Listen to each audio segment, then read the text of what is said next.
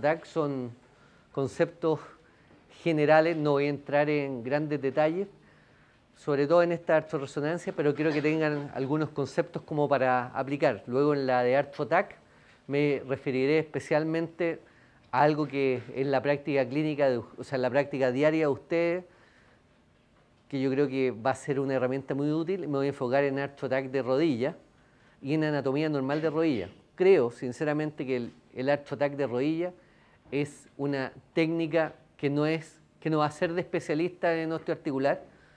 Creo además que por la difusión de los escáneres multicorte en todo el país va a ser una muy buena herramienta para todos los médicos radiólogos, no especialistas en un área en particular. Así que en esa charla me voy a enfocar un poquito más para que tengan algunos conceptos. Con respecto a la artroresonancia, ha tenido un gran auge en estos últimos años por los estudios de las patologías intraarticulares y porque han habido traumatólogos que se han atrevido a pedir estos exámenes conscientes de que a sus pacientes no les molesta tanto realizarlo. Recordemos, lo más importante, como todo estudio, es un adecuado diseño del estudio y protocolos que estén orientados a la articulación que se va a estudiar. En el diseño de estudio, en términos generales, lo que van a leer, uno podría usar gadolinio intravenoso, suero intraarticular o gadolinio intraarticular. Eso es lo que está escrito en todos lados como artroresonancia. El gadolinio intravenoso, ventaja, no se requiere una sala o un equipamiento especial y muchas veces lo inyecta el tecnólogo médico como parte de cualquier otro examen. Sin embargo, la gran desventaja que el paso del contraste a la cavidad de articulación depende de la difusión del contraste en la articulación, que no es un hecho predecible e inconsistente. Si ustedes han leído esto y han visto algunos casos, que me imagino que sí, se encontrarán con que el paciente le inyectan el gadolinio y le dicen, por favor, vaya a caminar, vaya a mover su brazo y vuelva en unos 20 minutos, tratando de lograr el paso del contraste al interior de la articulación. Sin embargo, difunde el contraste en todos los compartimentos. No es localizado. Es una gran desventaja.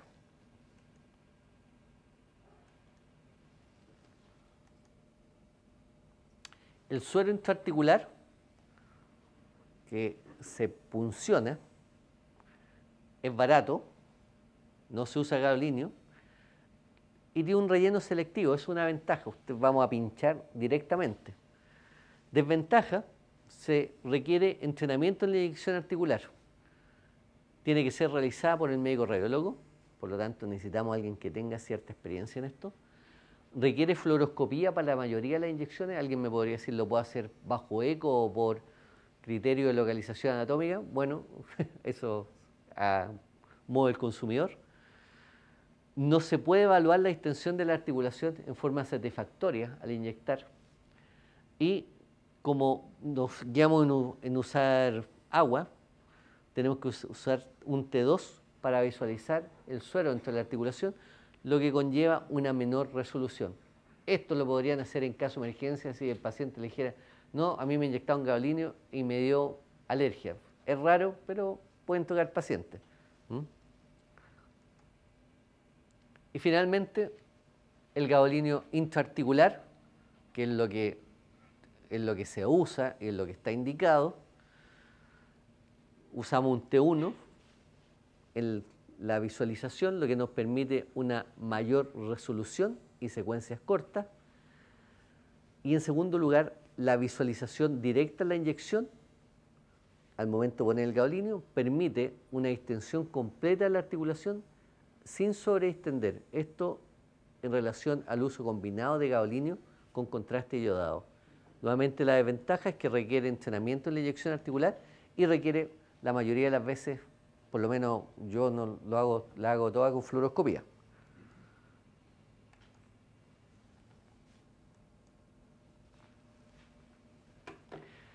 Complicaciones, gadolinio intravenoso similar al uso de gadolinio intravenoso con otros propósitos, el suero intraarticular, dolor asociado a la inyección y riesgo potencial de infección.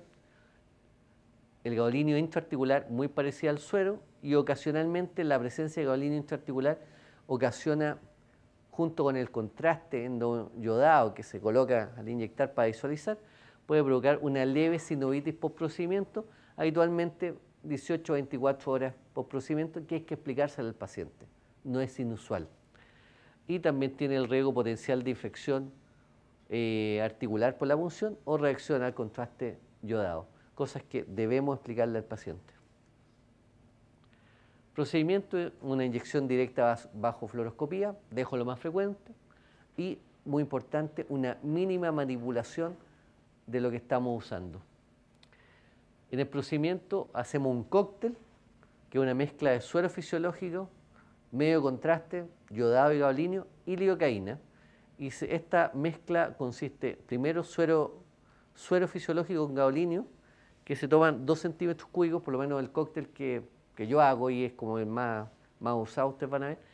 12 cc de gadolinio en una bolsa de 250 cc de suero fisiológico, o puede ser también 0,8 cc de gadolinio en una jeringa tuberculina, en 100 cc de suero fisiológico. Ustedes ven, ahora están vendiendo sueritos chiquititos para no gastar tanto. Y esta mezcla se diluye con contraste yodado y lidocaína en una razón de 2, 1 a 1. Finalmente preparamos este cóctel en una jeringa de 20 cc y eso nos sirve para todas las articulaciones. La técnica, como les decía, es bastante personal. Ojalá, yo ya uso puro no iónico, pero si podemos evitarle riesgo al paciente, prefieran no iónico. Uso de lidocaína. Y algunos en esta mezcla ponen pequeñas cantidades de epinefrina para que el contraste se mantenga más tiempo dentro de la articulación. Este es un punto especial porque el contraste tiende a reabsorberse. Entonces, el paciente, entre que baja el resonador, que están haciendo otra resonancia, puede pasar unos minutos y se puede perder esa distensión que logramos. Básicamente, todos los procedimientos, una mezcla de secuencias T1 con saturación grasa en todos los planos, algunos agregan gradiente, y siempre es bueno hacer una secuencia T2 con saturación o STIR, en donde evaluemos la presencia de edema óseo o edema de parte blanda. Recuerden, hay que evaluar toda la región, no perder de vista eso, no una estructura en particular, elegir una mezcla de secuencias que nos permitan ver el hueso, la médula ósea, músculo, ligamento y tendones, y no deben olvidar buscar patologías comunes cuando se busca algo inusual. Muchas veces ahora estamos de moda, muy así, pellizcamiento. No sé, recordarán a comienzo de año en el curso de formación en marzo, los que pudieron ir, Gonzalo Delgado presentó una charla muy buena de lo que era pellizcamiento y mostraba unos casos de lesiones labrales muy buenas. Pero uno se enfoca en eso y de repente pierde el norte y al lado tiene una lesión ósea. Así que no olviden de ver lo que está alrededor. Protocolos de artorresonancia para todas las articulaciones. Vamos a hablar rápidamente de algunos. Recuerden siempre comenzar con los 3 planos Scout. Los protocolos van a variar un poco dependiendo de la patología que se busca. Y lo más importante, los estudios tienen que ser monitorizados y revisados antes de que el paciente salga al equipo. Hay pequeñas cosas que hay veces que podemos contribuir con secuencia extra. En el hombro, básicamente la indicación de definir la patología labral, mejorar la detección de desgarro de grosor completo del manguito rotador y mejorar la detección de desgarros parciales en la superficie articular. Esas son las 3 grandes indicaciones. Una aproximación anterior, una punción con aguja espinal 22G y una inyección intraarticular de esta mezcla de contraste en un volumen de 12 a 20 cc. Sitio clásico de inyecciones acá, tercio inferior, en ese margen cortical. Logramos la presencia de contraste intraarticular, aquí va mezclado gadolinio. En el examen del paciente, el resonador, el brazo al lado, rotación externa, y un field of view, como todo estudio, 16 centímetros. La secuencia, básicamente lo mismo orientado como el protocolo hombro, cortes sagitales, axiales, oblicuo y coronal, pero le agregamos saturación grasa y vamos a la búsqueda de una gran cantidad de lesiones. Se las nombro para que las tengan en mente que existen: SLAP, Banker, Alpsa-Glad, HAGL, BHAGL, son diferentes nomenclaturas anglosajona para definir diferentes lesiones del labrum. Eso es lo que uno busca con estas sutilezas de inyectar contraste dentro de la articulación. Clásico, la articulación distendida con gadolinio, hay una lesión de la base del labrum, una lesión clásica de Bankart. Lo mismo es paciente en el plano sagital. Un Bankart óseo, ustedes ven el contorno ahí se perdió, hay una fractura fuera de la lesión del labrum. Desgarro de slap, ustedes ven cómo se mete el contraste en la unión bicípito-labral, labrum superior. Otro tipo de lesión del labrum, tipo 3, que es en Acevalde, para que ustedes tengan conocimiento, y esto se logra con una adecuada distensión de la articulación. Mismo desgarro que estamos viendo en el eje sagital, va todo el desgarro ahí, se le metió el contraste por la extensión. En muñeca también tiene indicaciones bien precisas, define desgarros y evalúa el cartílago articular. Hoy en día, yo realmente, probablemente para este tema en particular, hay charlas que ha hecho Gonzalo Delgado Artrotac de muñeca, que yo creo que hoy en día es una muy buena indicación fuera de la artorresonancia. Y lo importante es detectar las lesiones de estos ligamentos, esas son habitualmente las preguntas. En términos generales no voy a entrar en detalle de las patologías, pero es una inyección que hoy en día diferentes artículos dicen que puede ser en diferentes partes, pero habitualmente es radioescafoide, y uno busca distender la articulación radiocarpiana.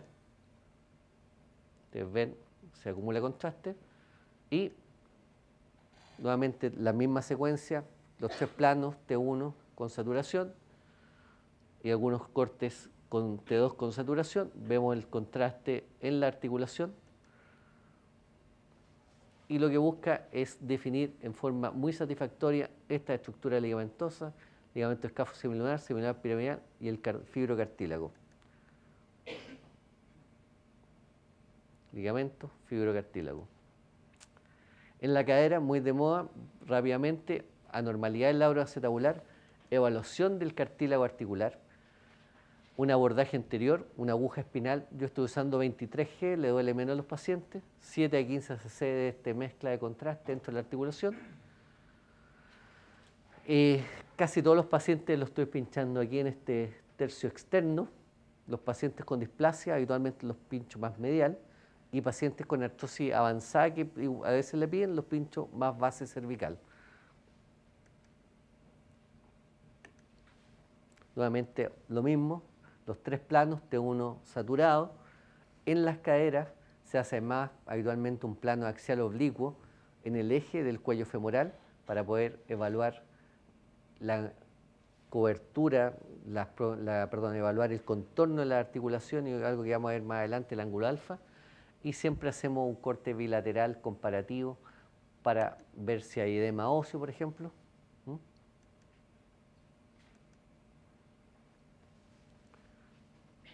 Esta es la imagen clásica, la articulación distendida con contraste. Ahí miren la exquisita definición del ligamento redondo, el cartílago articular. Aquí está el labrum, sin embargo el labrum que aquí se ve triangular bonito, acá hacia anterior. Ustedes pueden ver que se pierde de esta forma, está amputado, hay aumento de la señal dentro del labrum, lo que refleja zonas pequeñas de ruptura con contraste dentro del labrum, y eso se comunica con esta lesión, que es un quiste paralabral, que está ahí. Otro pequeño desgarro, se separa, se mete contraste entre el labrum y el hueso. Caso ya más avanzado y artrosis, acá ustedes pueden ver osteofito, ya se perdió el cartílago, el ligamento redondo, quistes subcorticales, una separación aquí entre el labrum y el contorno óseo, un desgarro ahí horizontal de su base. Ustedes pueden ver la exquisita definición. Este paciente probablemente igual va a ir a cirugía, pero querían ver cómo está el estado del labrum. Mientras los vean los exámenes uno no se tiene que quejar tanto, así que... En conclusión, la artorresonancia no es difícil, es fácil de realizar, tienen que hacerla bien, a conciencia, tener el entrenamiento para funcionar básicamente. La tolerancia del paciente al examen es excelente y el tiempo de fluoroscopía, que muchas veces asusta, es mínimo, ¿ya? Recuerden decirle a los pacientes qué le van a hacer, qué van a inyectar, que pueden haber complicaciones que son raras, pero que existen. Muy bien, vamos con la otra. Arthrotac.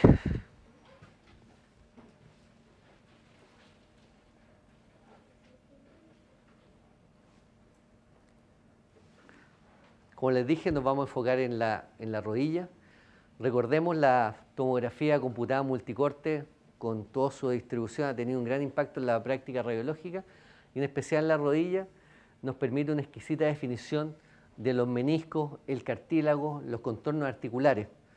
Y acá es donde vamos a revisar un poquito más extenso y nos vamos a enfocar en esto que es la rodilla.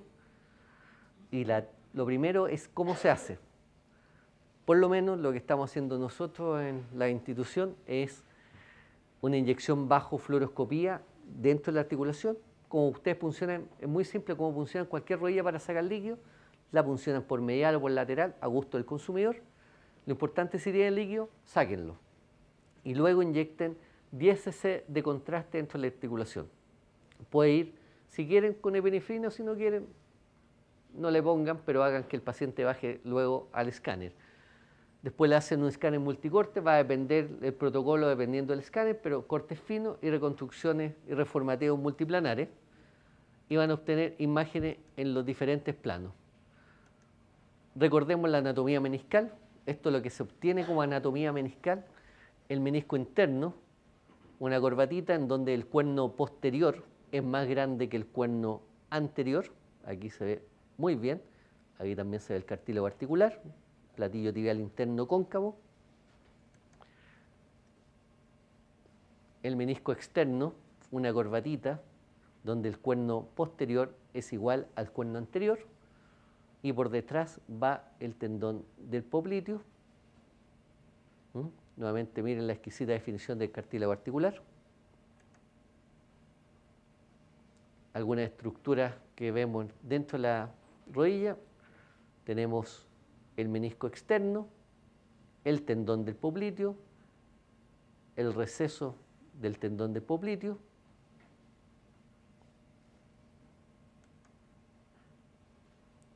ligamento menisco transverso. Ustedes ven, una simple inyección con lo que se ve. Es muy, muy buena la definición. Ligamentos meniscofemorales como este, Risberg. Recuerden que tenemos dos Humphrey Risberg. Uno es anterior al cruzado posterior, el otro por detrás del cruzado posterior. Pero miren la exquisita definición. El tendón del popliteo, todo su trayecto, rodeado por contraste. Recuerden que la vaina del tendón popliteo está comunicada con la articulación. Por lo tanto, lo que inyectamos dentro de la articulación pasa a la vaina del popliteo, nuevamente el menisco externo, tendón del popliteo, tenlo siempre presente para no confundirlo con un desgarro. Algunos pliegues adiposos, como este, vean la grasa que se mete como lengüetas, cosas que vamos a ver dentro de la normalidad. Y pasamos a lo que ustedes en su práctica radiológica en Santiago, en cualquier lado, podrán ver, lesiones meniscales. Recordemos en términos generales, las lesiones meniscales las podemos dividir, uno, por cómo son, verticales o horizontales, y la otra, cómo se extienden. Pueden ir en el eje longitudinal, a lo largo, o pueden ir hacia abajo, o pueden extenderse hacia la periferia. Es como decir, yo soy alto, o yo soy bajo. Los desgarros son verticales son verticales o horizontales y van a lo largo o van hacia abajo. Y eso es lo que vamos a ver.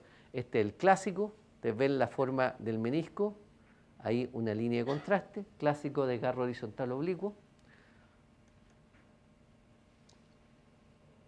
Otro alteración meniscal, ustedes ven el contorno romo, hay una amputación, no está el triángulo que debemos ver como anatomía normal. Y el fragmento meniscal, miren cómo se metió ahí al receso, rodeado por contraste. El mismo fragmento desplazado en el corte sagital. Recuerda, el Arthrotac nos da esta exquisita definición por los cortes finos. Otro caso, no está el menisco, ¿dónde se fue? no se fue todo, sino la mitad nomás, y se giró y se fue hacia la región intercondilia. Este es un desgarro vertical longitudinal, pero de la mitad del menisco, no una asa de Walde completa, podría ser una asa de Walde incompleta. Fragmentación del menisco, múltiples zonas que se mete el contraste, luego se amputa y el fragmento que debe estar acá se desplaza y rota y se va a la región intercondilia. Otro desgarro complejo. Ahí está el fragmento, lo mismo, fragmento desplazado. Un desgarro vertical periférico. El mismo desgarro vertical periférico. Habitualmente esto se da en asociación a la lesión de cruzado anterior. Una amputación focal, nuevamente alteración de la morfología, se llena con contraste de la unión del cuerno anterior y la región corporal del menisco externo.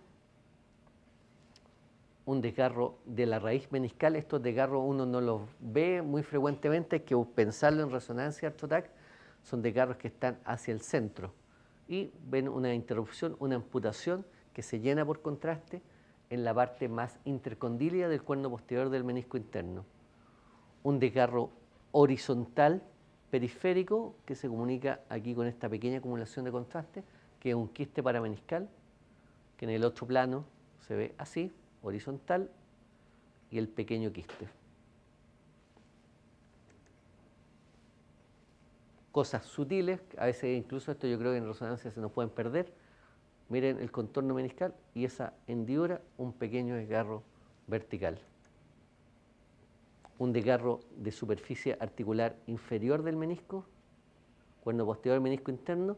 Ustedes ven un desgarro horizontal que está, digamos, disminuyendo el grosor, pero de un carácter muy focal. Algo ya más complejo, tenemos el menisco en este lado, en el otro lado no hay, y el pedazo de menisco en el receso articular. Desgarro en asa Walde, importante conocerlo porque es más complejo. Se pierde esta corbata clásica, podemos tener el signo del doble cruzado posterior, una imagen que está paralela al cruzado, un doble cuerno anterior o posterior, hay amputación en el plano coronal del contorno meniscal y tenemos un fragmento desplazado a la región intercondilia. Recordemos, esta es la forma normal del menisco, la corbata. Cuando tenemos un desgarro longitudinal, se pierde esta corbata y el fragmento, como uno va avanzando, el desgarro es vertical y a lo largo, uno va avanzando en el fondo del desgarro y el fragmento que queda hacia adentro se va hacia la región intercondilia y ahí se forma el asa de Walde. Uno tiene que pensarlo, el asa está ahí, ahí yo estoy tomando el menisco, por eso se llama asa de Walde. Y eso produce todos los signos radiológicos clásicos. Como lo vemos en artrotac, menisco disminuido de tamaño, primero, amputación, y aquí ustedes pueden ver muy claramente la definición del fragmento meniscal ahí en la región intercondilia, que en el plano coronal se ve acá. Clásico desgarro en asa de Walde. También podemos observar lesiones del cruzado anterior. Recuerden, ¿cómo lo vamos a ver? Habitualmente la ausencia del ligamento donde debiera estar. El ligamento nace en el cóndilo femoral externo y se va al tercio anterior del platillo tibial. Y secuencialmente, este es el origen del cóndilo femoral externo. Ustedes ven contraste, siempre contraste, nada de fibras, hasta que finalmente ya aparece el ligamento cruzado posterior.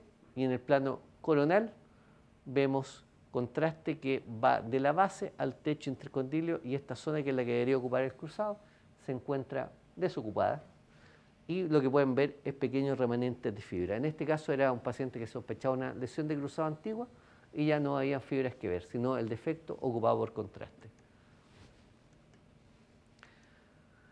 Lesiones condrales, como por la exquisita definición ustedes pueden ver, miren el cartílago troclear, el cartílago rotuliano, se ve muy bien. Sin embargo, ocupamos el artrotac, se mete el contraste en estas lesiones, miren la pérdida de continuidad del cartílago, el defecto se llena con contraste, un pequeño quiste subcortical, clásico defecto condral o condromalacia focal grado 4. El aspecto acerrado aquí del contorno del cartílago, una condromalacia grado 2, otro pequeño defecto condral. Leve adelgazamiento, si se fijan acá, comparando con el otro lado, el cartílago tiene un leve adelgazamiento, hay una pequeña hendidura, un poco de esclerosis reactiva. zona de adelgazamiento con sobrecarga, defectos condrales más prominentes, pequeños pero completos, zonas de fibrilación del contorno del cartílago articular, zonas de pérdida. Ahí ustedes ven que todo un pedazo se perdió, que andar dando vueltas o ya se maceró, o ya casos más acentuados en donde el contorno ya no queda cartílago y hay una extensa remodelación del contorno articular, prominente osteofitos con una artrosis avanzada. En conclusión, el ArthroTac es una técnica muy buena, fácil de realizar, que seguramente por como les decía, la adquisición de tomógrafos multicorte a lo largo de todo el país, ustedes lo van a tener disponible y este examen lo pueden realizar. Recuerden, siempre es bueno que uno ponga una agujita e inyecte algo, ¿eh? Es un plus en la práctica, y estos exámenes con unos conocimientos básicos bien precisos, ustedes lo van a informar sin ningún problema. Muchas gracias.